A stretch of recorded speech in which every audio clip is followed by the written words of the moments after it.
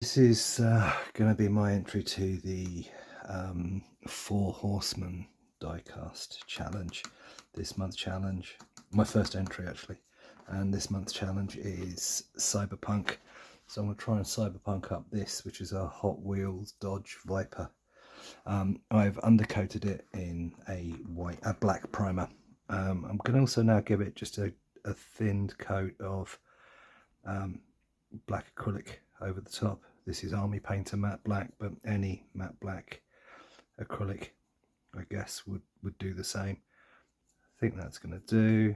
I'm coming across this now with a very dry, gentle dry brush, trying to pick out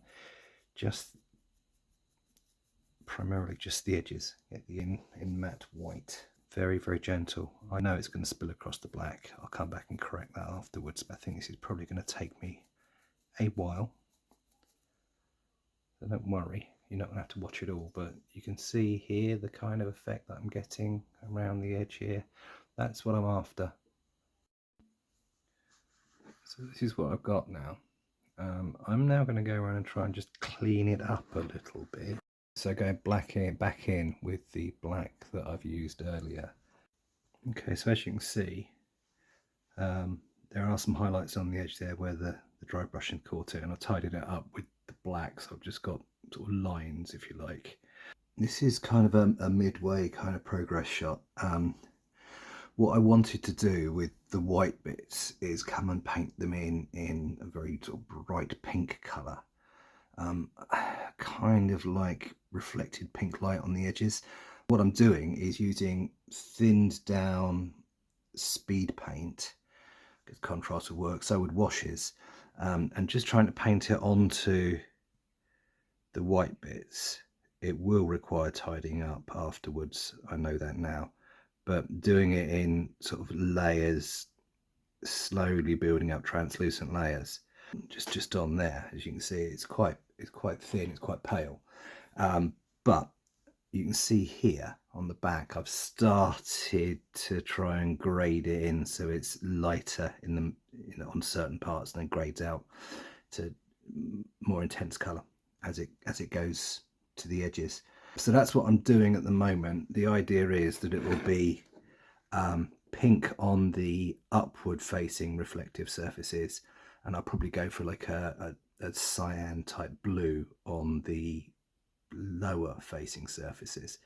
We'll just see how that turns out. I mean, so I'm going to carry on with this. It's going to take a long old time, I think. Okay, so I've had some moderate success here. What I've done is dry brushed from the underside with a very pale sort of teal blue, and I think it's kind of given some kind of, I don't know, a blend, a reflection, whatever. I've gone in and touched in the black a bit and tidied it up. I think, do you know what, it's all right, isn't it? So there you go.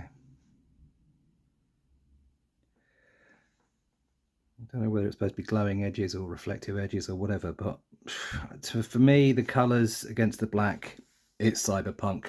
Now, dry brushing is quite an untidy process. So what I have to do, and I've left the last bit here, is just on some of the edges, just gone in and sort of tidied it up a little bit with black, just to touch in the sort of some of the raggedy edges. So there, like that. But I think, in essence, I'm fairly happy with that. What I also did off camera was I've touched in some of the details in white. I've now got to paint those details in.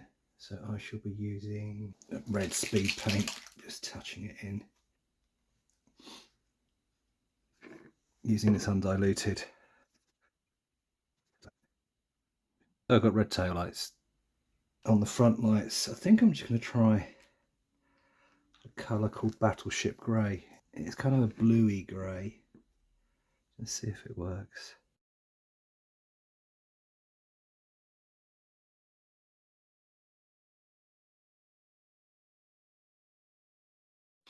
So I've stuck it all back together. I've kept the glass. It's a very sort of smoky tinted glass anyway, and I think the sort of the shiny glossy glass looks good as an effect. and I just stuck the base back on. It's quite a lazy conversion. I've done nothing with the wheels at all. It's still a roller. But I think, to be honest, that's I'm happy with that. It's just a sort of an experimental paint job, really. As to whether it's successful or not, I'll let you be the judge. I'm not sure I'll be doing this again, but it was interesting, and it was done because of the 4 Horsemen challenge. So these challenges sometimes push us outside a comfort zone, which can't be a bad thing, can it? It just leaves me to say now, thank you for watching. I hope you've enjoyed it, and well, we'll see you again soon. Bye for now.